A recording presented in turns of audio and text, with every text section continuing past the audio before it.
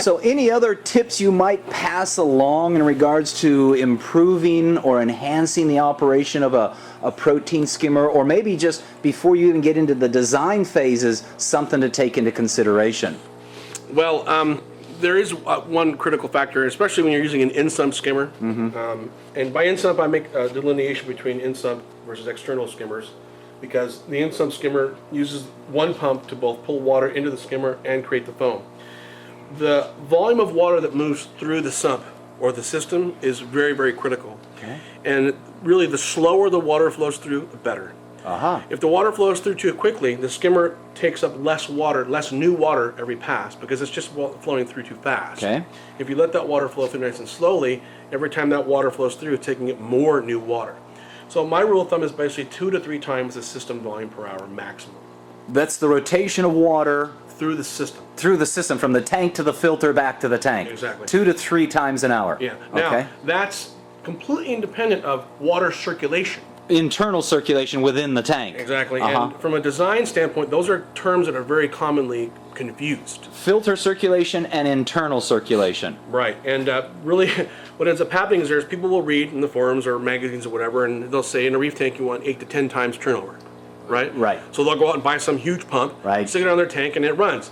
And then they'll call and say, well, my skimmer just it doesn't really work that well. And I'll ask them, well, how much water is flowing through the sump? Oh, I have a mag 12 on my 80-gallon tank, because I want that 8 to 10, 15 times turnover. I'm saying, well, that's all backwards. Right.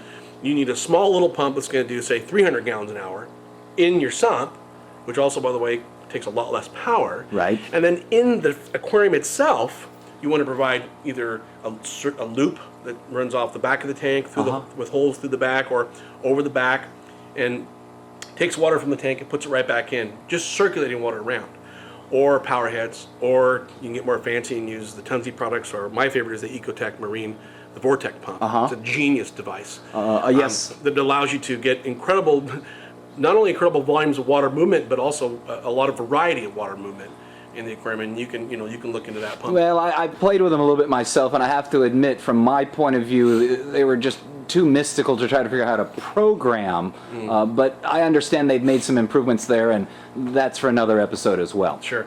But getting back to the most important point, and that is that you need to make a distinction between water movement in the tank and system water flow turnover rate. And 2 to 3 times is all you need. Okay. Regardless if you're using a refugium or a skimmer. Now, if you're using a wet-dry filter for whatever unknown reason, I'm surprised they still even make them. I'm a big proponent of wet dry. As a fish-only system, I think they're the best thing. Well, to me, yeah, we can talk about that. but if you did have a wet-dry filter system, you do need a higher turnover rate, because that's how you're getting water to the bacteria growing on the media. And your purpose with that is you want to nitrify. Right. You want to get that waste broken down and turn it into ammonium nitrate, get it out with a refugium or with water changes or whatnot. But you have to have that flow rate. And in that circumstance, I would definitely recommend not using an in-sump skimmer if you can. Go with the recirculating skimmer, because that way the recirculating skimmer is fed by a separate pump, and you can control the rate of flow through and contact time. And it ends up being a much better skimmer for those sorts of designs. So tell me, just clarify just a little bit more about that recirculating version. What's the difference between that and the in-sump version? Well, a recirculating skimmer, which is typically an external use skimmer, uses a pump in what's called a Hartford loop, where the motor, both the inlet and the discharge, are attached to the body. For example, like here and here. Right? The outlet of the pump would be here, the inlet of the pump would be there. And it's basically pulling water from the body, in our case, inducting air through a venturi apparatus, and then injecting it back in. So its only purpose is to make bubbles. Within the skimmer, period. Within the skimmer chamber. And then you feed water to the skimmer with a separate pump. With a separate pump. And the nice thing about that design is, one, it can be used externally, because it's not relying on water from the sump to get into the skimmer. And also you can control the flow rate of water to the skimmer, and thereby control the contact time. So especially on the larger skimmers, our recirculating models start at 135 gallons, and that's fairly small, on up to 10,000 gallons. Oof. But generally for people who are doing like 300, 400, 500 gallon tanks up to 1,000 gallon tanks, and especially if they're trying to, they don't have room under the cabinet for such a large skimmer, you can run it externally, and it just has multiple pumps, or one large pump recirculating. And that's also, the pumps are also running very efficiently that way too, because they're not pumping against the head pressure of the body to fill it. They're just running to make air bubbles. So you can get a lot more efficiency out of the pumps too. Fantastic. So you've got some thoughts and ideas on fish systems versus reef systems, wet dry filters. Well, the main one being is it's another common question I get is, do I need a skimmer on my fish tank? Okay.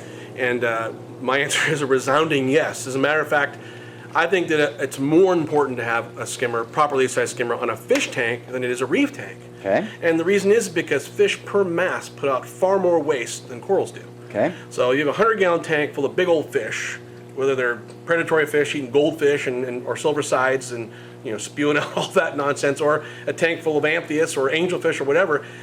A fish this big is going to put out as much waste as a coral this big. Okay. Right. So right. do the math. So in a fish tank, there's even more waste being produced per volume. So absolutely, I mean, if you're going to put a model 180 skimmer on your 180-gallon reef, if you have a fish tank, you might want to look at a 250 skimmer or even a 300, especially if you have predatory fish who are going to be eating large volumes of food. I mean, to keep butterflies and angelfish alive, which Jim, and yes. you've done this for many, many years, they need, if not a very specific diet, they need frequent feedings. Yes. And a lot of different types of food. And that all creates waste, which again gets into that whole demineralized, nitrified cycle, which the skimmer can short circuit.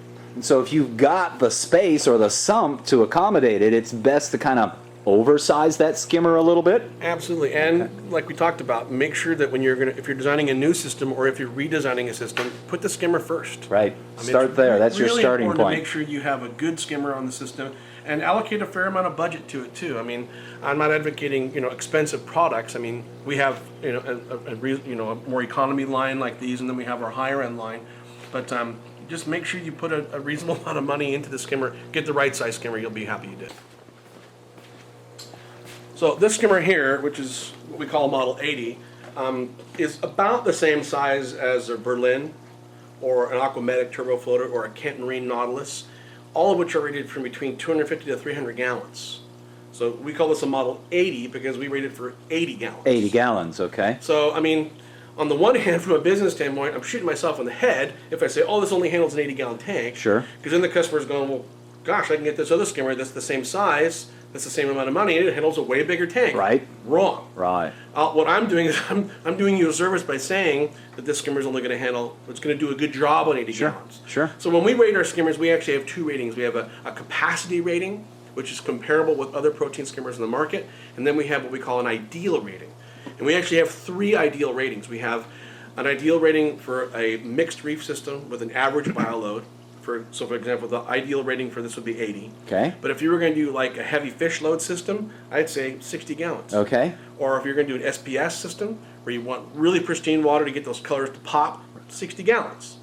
There again, 60 gallons for the Reef Dynamics Model 80, or this size skimmer versus one of those other manufacturers, it's not going to do that job. Sure. And quite frankly, this skimmer outperforms 2 or 3 of each of those just by virtue of the volume of water, the size of the bubbles, the contact, all the things we talked about. So, there's my pitch. Very good. Very good. So anyhow, fish tanks, bigger skimmers. So we hope you've enjoyed the education on how a protein skimmer works. I'd like to thank Jeff Macare for letting us come down and take a look at his protein skimmer and telling us how they work. Jeff, how do people find out more about your product? Well, for my company, which is Reef Dynamics, you can go to reefdynamics.com, and we have a lot of information. There's a lot of information we've talked about is actually written out on there. How do I choose the right skimmer for my aquarium, and pump service instructions and whatnot. And you can contact us through the website. Sales@reefdynamics.com is the email address.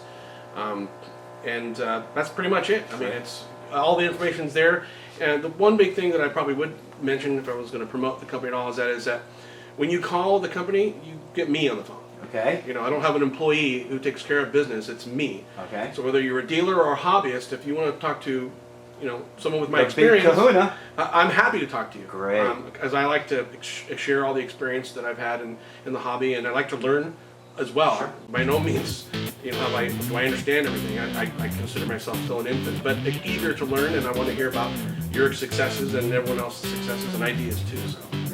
Well, excellent. Keep on coming back for more episodes of LA Fish Guys as we try to teach you and educate you a little bit about aquarium keeping, whether that be a fish-only system or a coral reef. So we'll see you on the next trip.